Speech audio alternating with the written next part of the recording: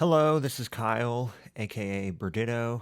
So I'm in two different draft leagues, and kind of around the same time, someone in each of those draft leagues asked a question about I think it was Neff that asked, what are some rules of thumb you have when you draft? And Nix in the other league asked about, kind of started a conversation in the Porch League about how to draft or what to draft first and stuff like that. So this is going to be a little bit of a video response to each of those. Um, to introduce myself, my name's Burditto. I am in two different draft leagues right now. I've only ever been in two, and I'm not necessarily the best player, but I really do care about like sort of this theory crafting and all that stuff. So one of the leagues I'm in is the Porch League. This is a league I started with some of my friends a couple years back, and then last year I joined the Super Singles Battling League. Um, right now it's season 3. This is my second season, first time drafting in this league. This is my team right here. I'm doing good right now. I'm 9-1. The season's almost over. I've clinched a playoff spot. But I had a lot of really close games, and it's been really fun so far. So, yeah, if you can tell right here, I just labeled it Draft League 102. Um, if you are new to drafting and new to competitive Pokemon, this might be a little above that sort of like level. Really, I just didn't want to do another 101 video, which is like describing the super basics of competitive Pokemon and Draft League and stuff like that. There's a lot of better videos out there for that. So if for whatever reason you found this video just on your own, I'll link some of those 101 videos that I found pretty helpful for me when I first started. This one's going to be more for around the range of like you've been in a couple leagues, maybe you've drafted a few times before, but you kind of want some more input on how to draft or what to draft more specifically. So it's just like a 102 video. I plan to kind of go over like these basics that you see, just defining cores, why we have cores. And then the second part of this basics section, I'll talk about checking all the boxes. And this is just like, there's like a handful of things that you want to get in your team of 11 if it's an 11 Pokemon league, which is standard. So this will include cores, speed tiers, things like that. I'll talk about those for a while, and then I'll kind of go through. I call it drafting in 3 steps, and I'll go over that a little bit about more after the basics, a little bit more about how I like to approach a draft. And I hope that if you're watching this video and that you get one, that you get something out of it. Two, that if you, I guess, have some criticisms or some comments, this is more or less just opening up a dialogue. So either comment down below, or if you're in one of the Discord servers that I'm in, yeah, talk about it there, because I by no means think I know everything. This is more of a collection of information that I've gathered while drafting, and I'd like to know more myself too. Um, so yeah, I might pause the video and stuff like that, because the way that I record, sometimes if the video gets too long, um, it'll freeze up on me. So I'm going to go ahead and pause this section right now. In part 1, I'm just going to talk about the basics, talk a little bit about cores, and then checking the boxes, the different things that you want to include if you can in your draft. So I guess a quick definition of cores would be the Pokemon that your team is built around. This can be one Pokemon, or like a duo or a trio of Pokemon that your team is built around. Another way to think about cores is the things that you would bring consistently every week. You could bring these all the time. And I would also say that your cores should have some points of synergy to them as well. So it's like you could have a fire, water, grass core. That's a common core. Another type is Dragon Fairy Steel. Then there's more uncommon types. But so if I guess I would just say that it's not really a core per se, if the Pokemon don't work well together. So you might hear about an offensive Dragon Fairy Steel core, or a defensive Dragon Fairy Steel core, or an offensive Fire Water Grass core, things like that. And I guess it's important to look at at the synergy as well when you're thinking of cores. Um, yeah, so I guess I can just let me pull up Showdown real quick, and I'll show you like an example. Let's go to like Heatran. So a good version of like a Dragon Fairy Steel core. Um, let's say Heatran, Hydreigon, and then Tapu Bulu.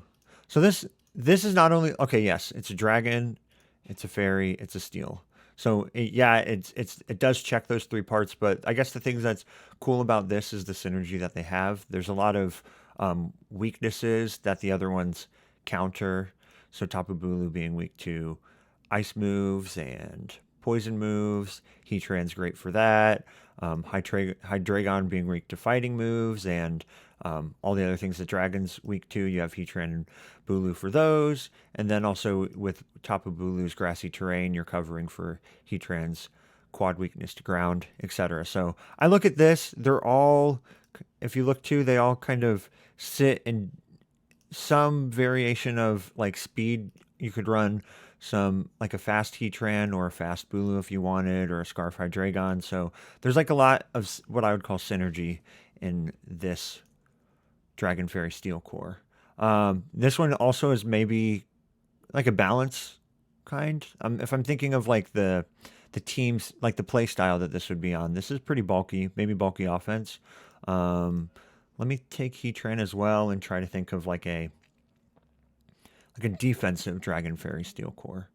So you could do like a Heatran, Megalodios, and then like a fairy that could work with these two could be like a Azumarill. Like this is taking up a lot of your points, but if you could get something like this is a really great defensive Dragon Fairy Steel core. You have two trappers. You have Magma Storm. Maybe you could do Sub Toxic or whatever, something like that. And then you have Azu. You could do the Sap Sipper Whirlpool variety of it. Megalodios gets Wish or Recover. So in this one, they each also have a synergy to them as well. They each cover each other's weaknesses pretty well, and yeah, you can see this is definitely a more bulky, more balanced build, kind of defensive trapping.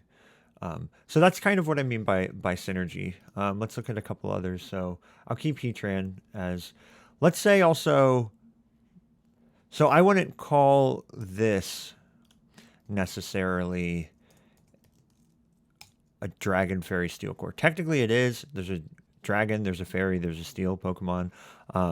But I think one of the things that I want to stress about cores is that they do have that synergy. And so I mean with these three, yes, you have rocks. You have your stealth rocks, which is nice. You have your screens, which is good with Charizard X, but you have three Pokemon that are weak to Earthquake. So this, where they're all three of the best Pokemon in Draft League, some of the best Pokemon in Draft League, I guess their core-iness is a little bit questionable. So yeah, like there's that. I guess so. That's an example of like a weak core.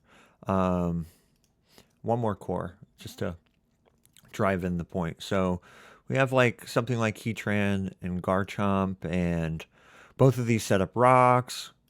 Let's say you want your Garchomp to be one of your Z users, so you might run it with Swords Dance or something. So something like Ribombee might be a low tier because it gets Sticky Web, gets Defog. So here you have two rockers, and you have a defogger. You also have, so all three have set hazards, and Garchomp really appreciates the sticky web that Ribombee offers. it also can be a setup mon in itself. So you have two setup mons.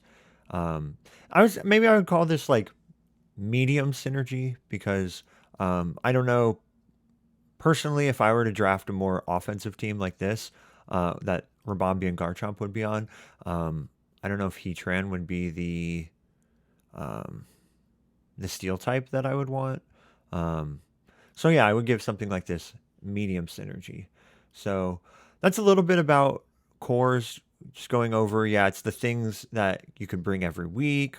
It's often Pokemon that the entire rest of the draft is built around. Um, and I would just stress, like, when you're thinking about your Dragon Fairy Steel core or your Firewater Grass core, think about how those Pokemon work together rather than simply the typings that they each bring. Um, so yeah, to go on to checking all the boxes, I mean, everyone's going to give you a list of the things that you need on your draft, and so this is kind of going to just be something for people that want to know, yeah, what are those?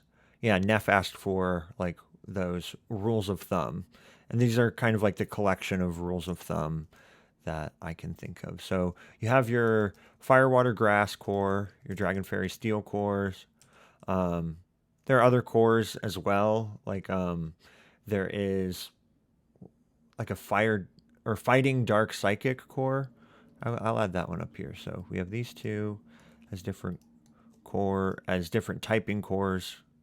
We also have Fighting Dark Psychic core and stuff like that. But most teams, traditionally, you'll definitely want to fill out a Fire, Water, Grass, and a Dragon Fairy Steel core. Um, I'll put it in type variety.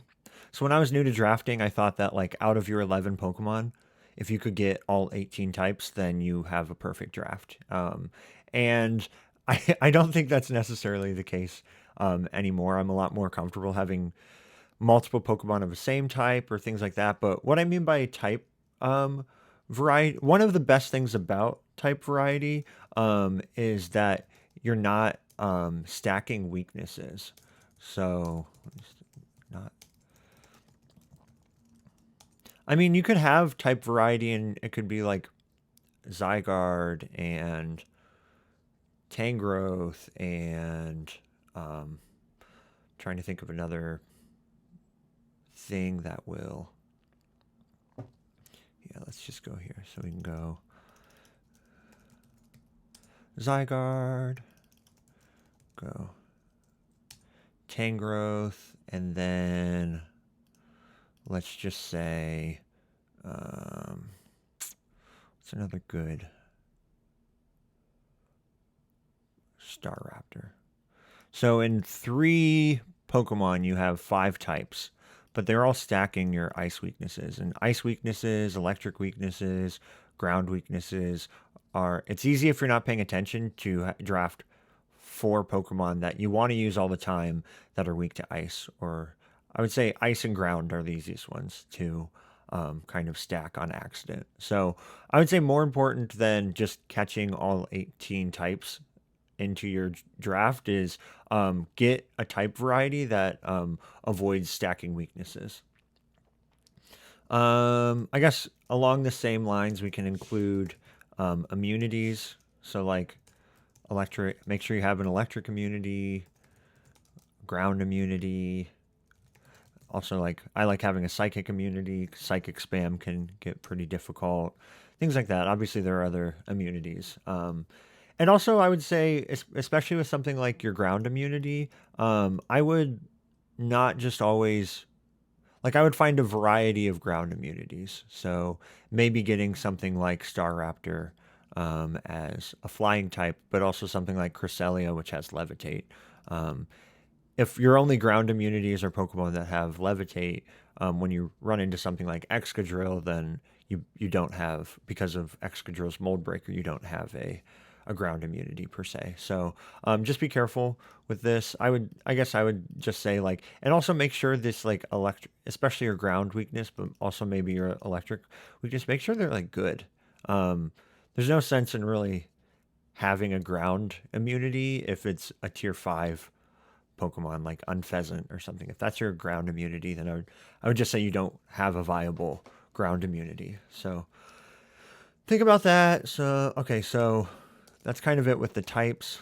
Let's go on to like you want to have multiple hazard options. Some people like having like half of their Pokemon having hazards, like so 4 Stealth Rockers and spikes and toxic spikes and stuff like that. I would say it depends on your team what you need, but having multiple hazards, and I would also include like the variety as well. Not necessarily variety in the hazards per se, which is also true. You should have spikes and stealth rocks and stuff like that. But in one of the leagues I'm in right now, Porch League, my stealth rockers are Mew, Como-O, and Seismitoad. And so the reason I like these is because they're not all just ground or ground weak Pokemon. You can have stealth rockers like I don't know, Rhydon and Heatran, stuff like that. But if all your stealth rockers are weak to the same thing, then you don't really have the same variety necessarily. But if your stealth rockers are something like this, then you can basically just like find out what their hazard check is and bring the Pokemon with hazards that best checks the check. Um, One of the things I heard in SSBL, which kind of helped me think about Draft League differently, is George talked about Draft League as being like counter league format where you're just countering your opponent. So having a variety of different types of Pokemon that can set hazards is really good because then you can kind of counter their counters. So yeah, that's enough on hazards. Obviously, hazard removers as well.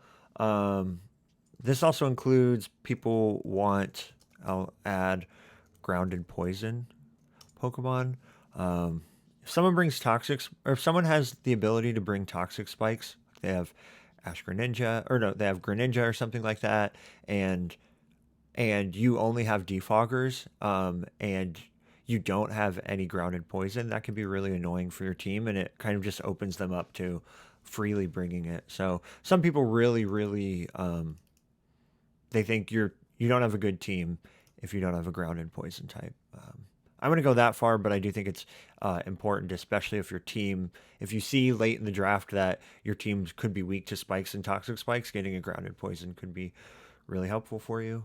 Um, what are else some? So I would say this is I guess fits in with the core topic, but I would call this defensive synergy and offensive synergy.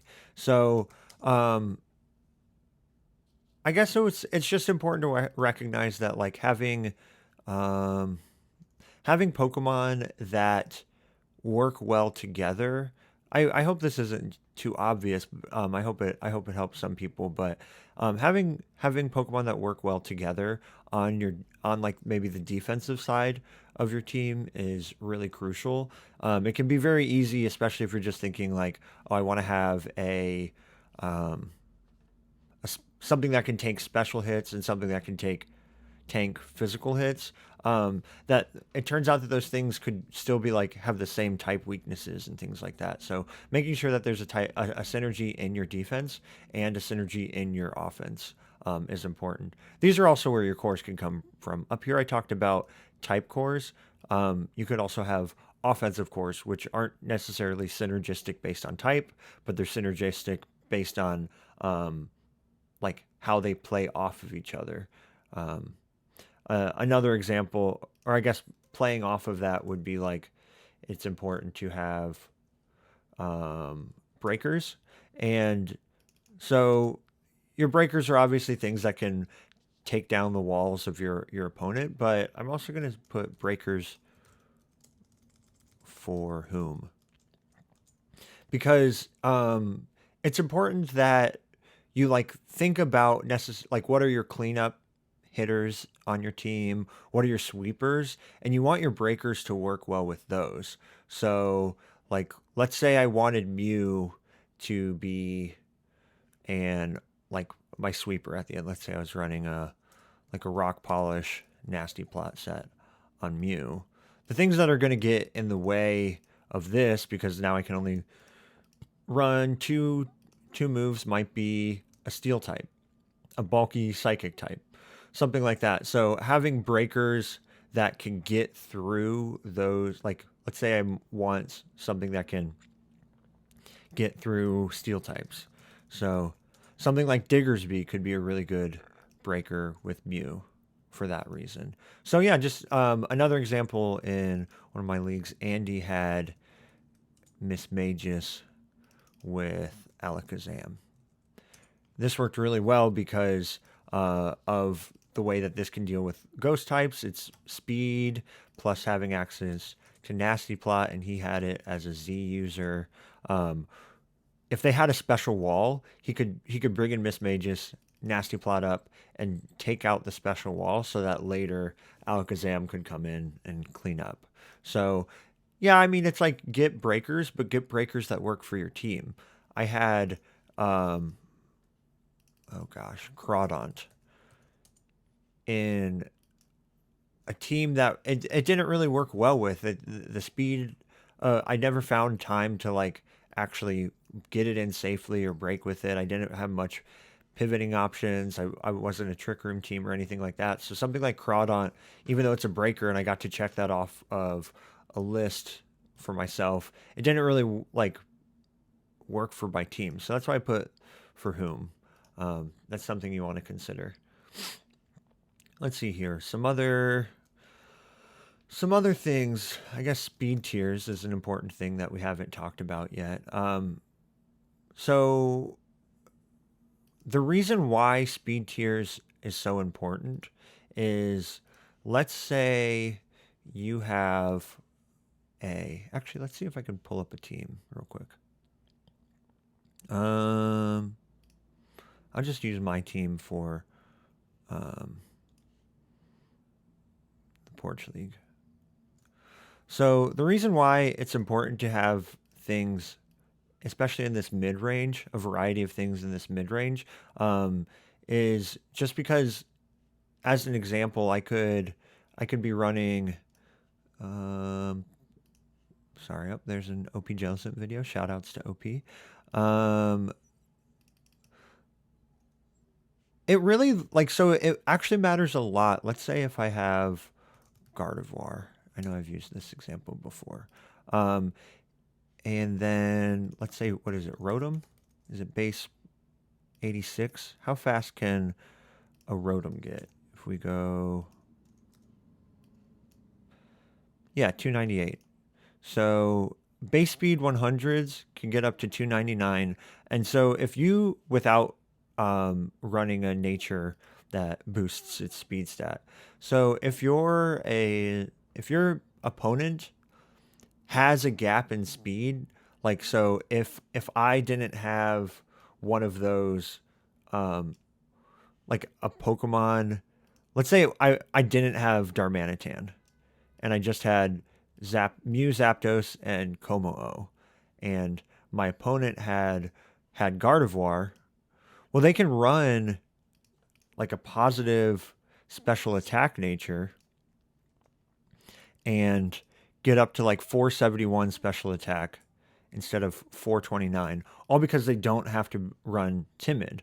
So making sure that you have those speed tiers, that's like an example of why speed tiers is so important. It's not just like random or just like, oh, I have something in these slots, but there's like a EVs and like part of draft league you don't have to just run max like you would on the ladder. You can, every EV, it's kind of like VGC, every 4 count for something very important, and so finding a place for those is really important.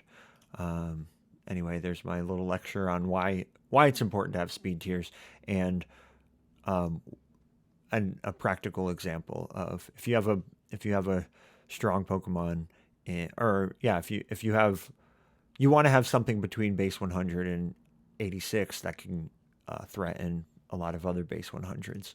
Otherwise, they can just run attacking natures instead of speed natures. So I'll say good Scarfers.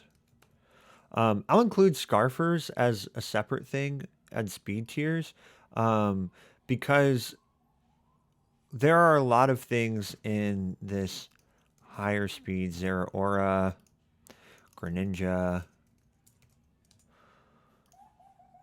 Alakazam. What's another like scary one? I'm sure you've thought of 5 by now if you're watching this, like Kartana, Mega Arrow. I'll include on this list.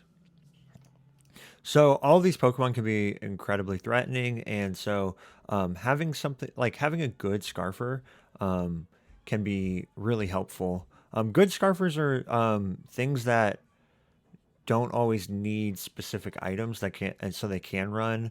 Like a Crocodile is a good Scarfer, or Darmanitan is a good Scarfer.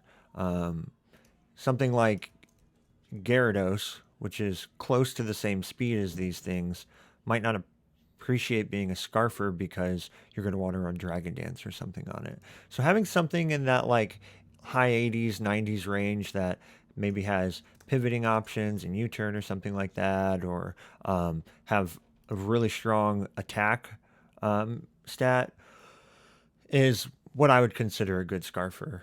But yeah, so once again, this is all good. Scarfers is a little bit subjective based on person and based on team.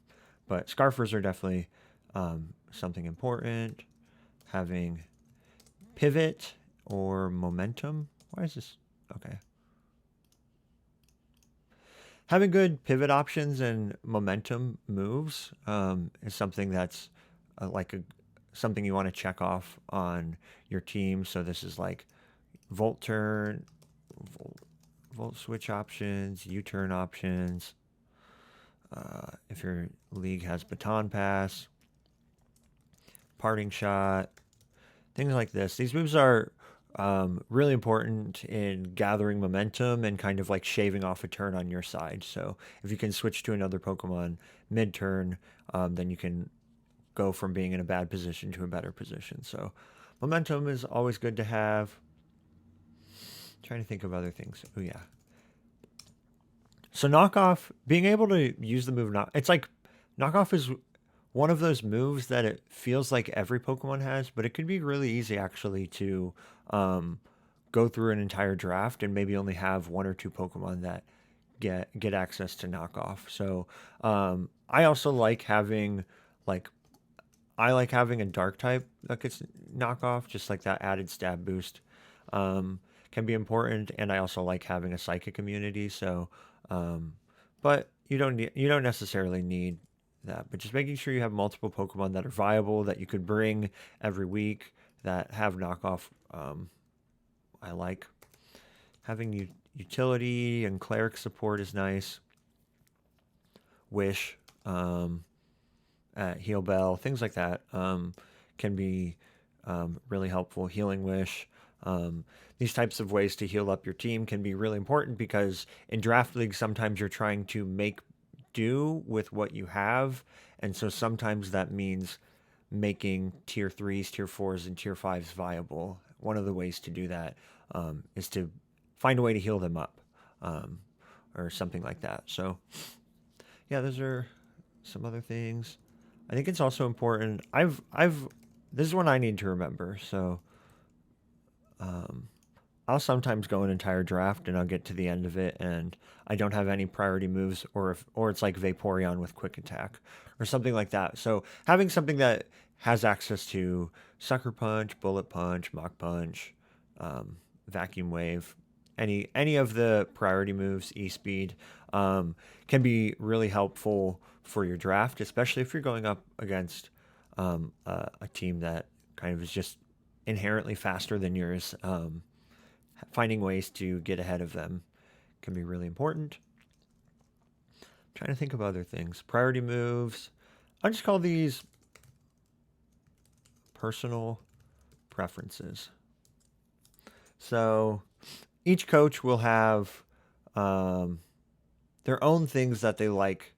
I've heard some people really like a bulky grass type, shaman, Tangrowth. They always want to go with one of those.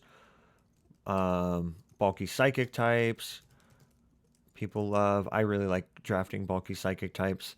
Um, some people like having two water types, an offensive one and a bulky water. Some people like two steels. So yeah, they're each. I guess if you're watching this and you're comfortable drafting, maybe also just comment on what are some of your personal preferences or takeaways that you usually try to include on your teams that aren't just like the standard things, but what are some of your like cheat codes or something like that. And then one thing that I'll include just because I feel like sometimes when people are talking about um, why isn't my team good? I really like my team. It seems to be checking all of these boxes. Um, I'm just going to include this. You can have a team that has good cores, has good speed tiers, has the immunities, has the scarfers, has the pivot options, but if you don't have one of the best Pokemon in the format, one of the top 10 Pokemon, one of the top 20, couple of the top 20 Pokemon in the format, then it doesn't, and at some point, it doesn't really matter how synergistic your team is. Because, like, quite frankly, there are just Pokemon that are amazing. And if everyone else has a Kyurem Black, and everyone else has a Tapu Koko, everyone else has a Celesteela or a Megalotti, and you found a really cool core out of tier two Pokemon that you really like, and your tier ones aren't that great or something like that, you're just gonna have a really hard time because almost every other team will have something unstoppable. So having something on your team as well that is one of the best in the format is really important. We can disagree if you want. If you disagree with that, and then go right ahead and maybe explain your argument. But I don't think, honestly, it's like people will sometimes say like, oh, I want to draft what's fun, but it's not fun to lose every week just because you have bad matchups. And one of the ways to just have better matchups is to have one of the best Pokemon in the format. So anyway, I think that's a list. I'm trying to think of anything else that is usually like just kind of the 101. You want these things, but I think this is a good list. If you're someone that's starting to draft and you just want like, oh, what's a list of things to check off? Um, these are maybe just take a screenshot of that or write these down. And yeah, so on to part two.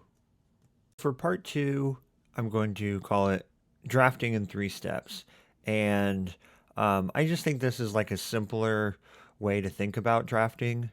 Um, Maybe there are other ways, but I think just doing it in this order helps with all of these things. Like I said, I gave like what was that like 1, 2, 3, 4, 5, 6, 7, 8, 9, 10, 11, 12, 13, 14, 15. This is like 16 things that you need to get in 11 Pokemon. Some of these things also include multiple types or multiple hazard setters and things like that. So there's a lot that you quote unquote need. And with every draft, you're not going to get all of it. So I think drafting in this way kind of can prioritize the things that are best for the type of Pokemon you're building around, the type of playstyle you're going to incorporate with that. So step one, I'll say, is like find find the Pokemon you're going to build around. This can be like your core, like your either it's like okay, I'm going to build around Kyurem Black, or there's a specific like a Firewater Grass core or something that you're trying to build around. But part one is just kind of like what is that thing? I would also say that like for like early on, if you're new to like how do I make a good team or something like that, I'd make this a good Pokemon. Like you can find other examples of people that are like, I really want to draft Primarina, or I really want to make Dragalge a really good poke. Like I want to draft a team that makes Dragalge shine or Mega Camera Up shine or something like that. And I'm sure you can do all of that if you want. But I think if you're watching this video because you want advice, I would say like the easiest thing to do would like make it a good Pokemon because it's easier to make these Pokemon shine because they're already good. I think once you start getting comfortable drafting and stuff like that, maybe then you can like, how do I build around a tier 3? How do I build around this low tier mega or something like that? But early on, just think about what are you picking round 1, what are you picking round 2, and go from there. Um, so, and then step 2, I guess this would be like the thing that I've learned most recently. And it helped me draft, um, it helped make my drafting a lot easier, um, the rest of the time. So this one's is what playstyle will that Pokemon best perform in? And so kind of identifying the reason why step 2 is so important, is because identifying what playstyle that Pokemon is best in will give you the priorities for all of these boxes. Um, so if I'm drafting Megalodios, this Pokemon is characteristically bulky, um, characteristically like just like fat in a way that not many things are going to be able to take it out. Um, and so I would say like a Megalodios deserves to be on a team that's more balanced or maybe bulky offense. I don't think Megalodios does that well on hyper offense. I think like maybe a counter example would be something like oh gosh, what would be like a good Mega Charizard X would maybe be like this works on like more bulky offense to hyper offense. It helps to have screens, helps to have those pivot, helps to just like get those free ways to come in and set up or something like that. So thinking about what is my first round pick, what is my second round pick, what are these Pokemon, what is kind of like the qualities or play styles that they perform best in, and identifying that will be really helpful because the third step I would say is prioritize the boxes. So this is like I said, you shouldn't just go down this list, get your Firewater Grass core, get your Dragon Fairy Steel core, make sure you get type variety, stuff like that. You should actually eventually you might have to choose, do I need knockoff spam or do I need a breaker? Do I need a wish, like do I need to wish pass on my hyper offense or do I need another U-turner or something like that? Um so yeah, that's what I mean by prioritize the boxes. And this happens kind of real time as well. As you're going through, maybe there's a certain bulky water type that you're trying to get the next round. Um, like maybe you want to get Mega Slowbro because it gets slack off, gets some recovery, and Mega Slowbro gets taken. Well, then like you can't just go, okay, I just want another bulky water type. You have to figure out, okay, I wanted Mega Slowbro because it is bulky water type, but because it also can heal. Something like Suicune might not like do the same thing on your team, and it might actually mean getting something like Alomomola, which is lower tier than Mega Slowbro or Suicune, might be better for your team. So I would say early on, you got to get your core figured out because, like I said, your core is the things you're going to bring every week.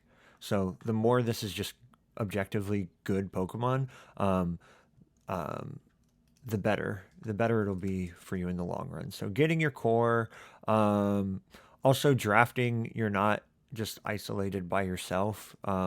So there are some some things, like there's not, I wouldn't say there's many good fairy types, or each fairy type can be pretty unique. So if the one that you want gets taken, then there might not be the easiest fit for the next one or something like that. So I mean, after 4 rounds, like good luck finding the fairy type that will do well for you if you needed a strong Dragon Fairy Steel Core or something like that. So just some rules of thumb: good fairies go fast, like I mentioned before. Uh, Bulky water types are everywhere, um, but each is unique. Like, so an example of that, like oftentimes in around tier 3, tier 4, you'll see Swampert, you'll see Gastrodon, you'll see Seismitoad, you'll see Jellicent, um, you'll see Quagsire. Actually, let's just take Jellicent out, because so all 3 of these have the same types. So, and these are all very bulky water types, but they each do different things. Swampert gets Stealth Rocks. Gastrodon doesn't get Stealth Rocks. Seismitoad gets Stealth Rocks. Quagsire doesn't get Stealth Rocks. Gastrodon gets Recover. Quagsire gets Recover. Seismitoad cannot recover. Swampert cannot recover. This can hit pretty physically hard. This can hit not really physically or especially hard, but kind of especially hard. So I'm all this to just say that like they're not all, even though these are all the same types, even though they're all bulky water types. If you wanted, let's say, Celesteela, and you wanted, oh, what was that? I just took it off.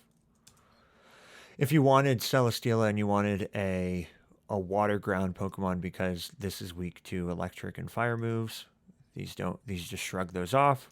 They have some really great type synergy, but Celesteela is a flying type that doesn't get defog, and so I wouldn't say getting Gastrodon or Quagsire would help you out that much. Maybe like Seismitoad or Swampert are both nice because at least they give you in 2 Pokemon at least one, having a flying and a ground type, at least one of them as hazards or defog. So that's what I just mean by like, so if like, don't just think, oh, I need a bulky water type. Each one is unique, and so sometimes trying to fill the role of the bulky water type and how it relates to your team might mean that you should figure that out early on. I usually try to get a bulky water type within first 4 or 5 picks of my team. So yeah, those are some of the things. I think something that might help is to think of this practically. So let me see here. I guess we can just go through some examples. So let's say Mega Gallade is a Pokemon that, let me just delete some of this. Mega Gallade is really cool. I think it works better in Draft League than it does like Smogon Tiers. It just has such a crazy physical move pool. Like, let's just sort it by power. Just has pretty much every. Its type coverage is insane. It gets bulk up, gets Swords Dance, it gets priority moves, and what's it? Shadow Sneak. Yeah, it's just a great overall. It's almost like quintessentially Draft League. So let's say I wanted to build around Mega Gallade. Let's say, okay, so step 1, find the Pokemon you're going to build around. I want to build around Mega Gallade. And so then in step 2, what I want to do is I want to say, what play style will Mega Gallade best perform in? Well, Mega Gallade is kind of bulky, but you don't want to rely on its bulk that much. I think it works best in like maybe on offensive teams or maybe even hyper offense. So with this, you might want to draft a sack lead. You might want to draft webs. Spikes and rocks are really important to get that necessary chip damage. So after a Swords Dance, Mega Glade can clean up. One thing that I'm also thinking about is like what gets in the way of Mega Glade. Ghost types. You want to. Ghost types are scary. Flying types are scary. Fairy types. These are all things that stop Mega Glade. So honestly, in general, flying types, like flying spam is pretty good in Draft League. So something that I might be thinking about is, okay, this is hyper offense or offensive squads. I want to try to deal. I want to get things like this. So maybe like a common pick would be Weavile. It can deal with the flying types. It can deal with the ghost types. It can deal with, I guess, other things that would get in the way would be like bulky psychics. So having Weavile on your team would be really nice. You might also want something like Ribombee, or you might want something like what is this Pokemon called? I don't even know the name of it. Frostlass. Frostlass would be a good low tier fast Pokemon with like a spike sash lead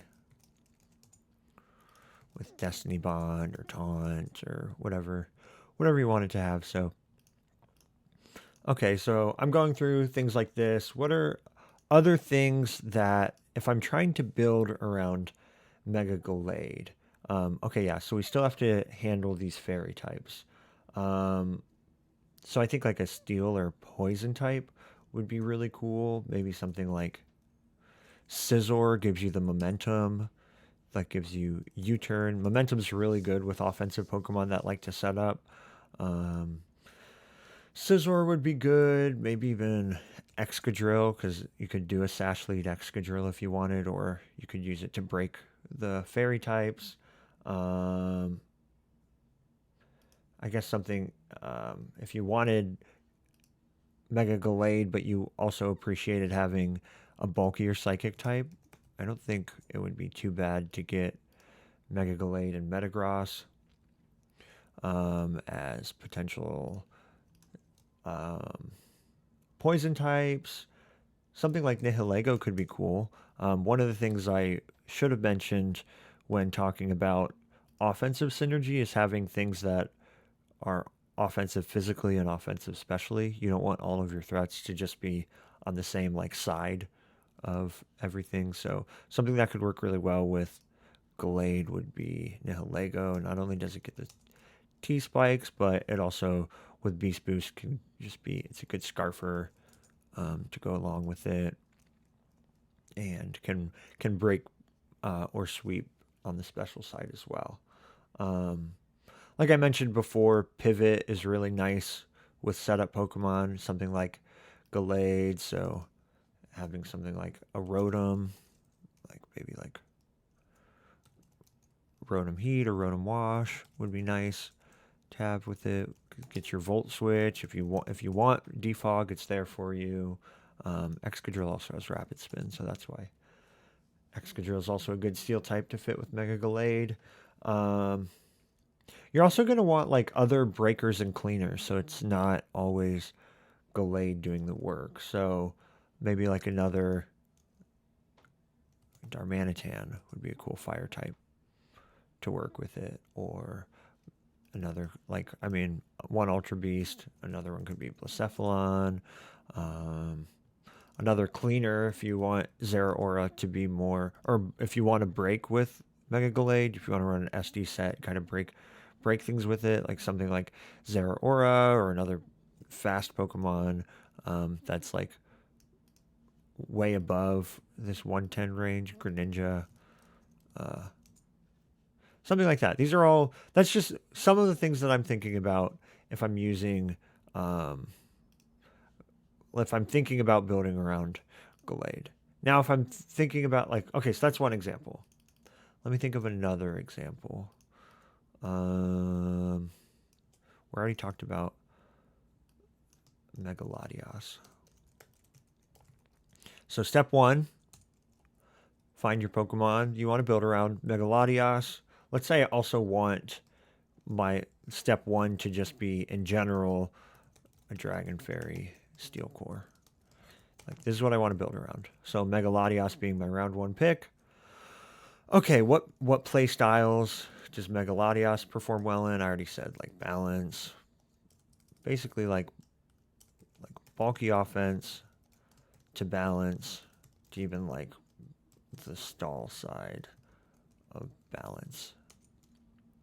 Megalodios works really well in. So if I'm trying to think about a defensive team, a team that wins because it doesn't die, rather than an offensive team, which could have more frailer Pokemon. So I could see with Megalodios games lasting in the 40 turns, 50 turns, 60 turns, rather than, not saying this would be your team, but like rather than maybe like a Mega Gallade hyper offensive team, which you could win in 27 turns or something like that. So thinking of things that can last is really important.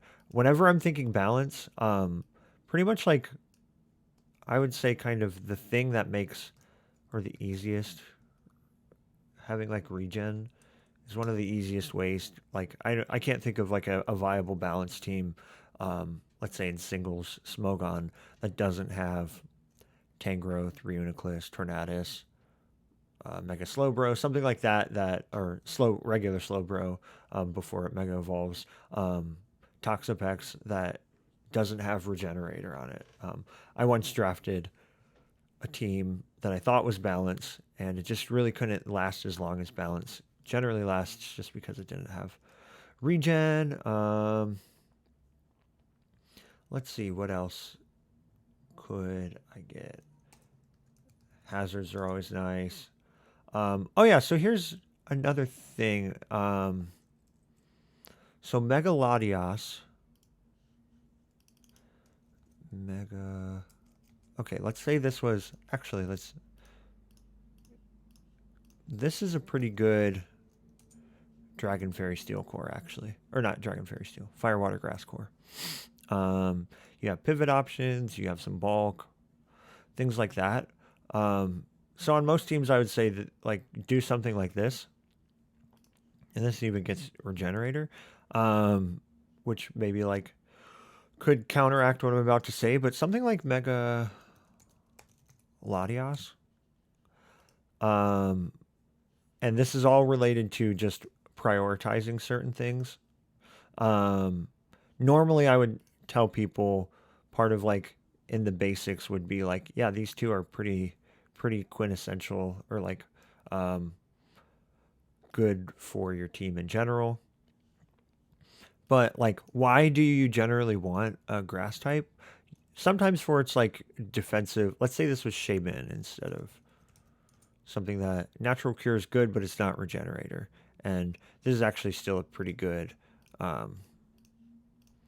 Firewater Grass Core. So Shaman, what are its resistances? It's resistant to ground moves. It's resistant to grass moves. It's resistant to water moves, and it's resistant to electric moves. I think those are all. Megalodios is already resists grass, electric, water, and it's immune to ground moves. So I would actually say deprioritize or put lower your dragon or a grass type in general. You don't need, unless you need it for like your regenerator core or something like that. If you draft Megalodios, you don't put grabbing a fire water grass core. You can actually just have a fire and a water type that work well. In that sense, something like Toxapex would be great. Heatran would be great. Something like that. Trying to think of other things. One thing is, because you're trying to run, honestly, you could, if you just run 252 HP on Megalodios, like only 2 things on your opponent's team is ever going to be able to do more than half. So you could run this, and then maybe if you want to get fancy, you could get like a cool EV spread going, or let's say you want to outspeed something in like the 70s or something, you could run a fancy EV spread like this. If Megalodios is your fast Pokemon, then you can't do shit like this. You have to run all that speed. So I would just say, um, don't count Mega Lottie as a fast Pokemon. Just like you wouldn't count Zapdos as one of your fast Pokemon or something like that. So thinking of fast things then, because you're gonna want some speed, especially when you're dealing with having a bulky team, balanced team, or something like that. It could be really easy if you're just trying to prioritize certain things that you look at your team and you don't really have another fast thing. So something like Torn could be cool. Gets that momentum, has a lot of speed, has regenerator, or something that I really like to pair with a Megalodi is Cobalion because it sits similarly in speed. It gets Volt Switch, it gets Stealth Rocks, it has its own setup in Calm Mind and Swords Dance. I think it has Quick Attack as priority. Anyway, so 1 week you could run a Calm Mind Lottie set. Another week you could run a Calm Mind Cobalion set or an SD Cobalion set. Or you could run them both bulky and have something else be sort of that fast offense to include on your team. So, yeah, obviously early on, if I'm trying to build a Dragon Fairy Steel Core, getting that Fairy type would be great too. So, if you're fortunate enough for something, if you draft Megalodios, getting something like Clefable. This might be impractical in a draft league, but maybe something like Florges, and if you can get Jirachi second round, could be cool. I mean, yeah, Cobalion's still really good. But like finding a good, like I said earlier, having Azu, what was that? Did I say Heatran? Something like this could be really nice. But yeah, those are, I guess, I hope I explained that kind of well. It's a lot easier to explain this in practice where because this sounds so simple, but I think spending time like isolating, okay, what is the play style that my core works well in will make doing all of this junk so much easier. Like I just used Mega Gallade and Mega Latias as two examples, but that using those two as examples, hopefully you can find out just how thinking specifically about play styles and theorizing about that, kind of meditating on that, will help this seem less overwhelming. Yeah, I think that's kind of it. If there's something else that I missed or other things that you wanted me to talk about but never got to, comment them either down below or in the servers that we're in, and hopefully you got something out of this. All right, peace.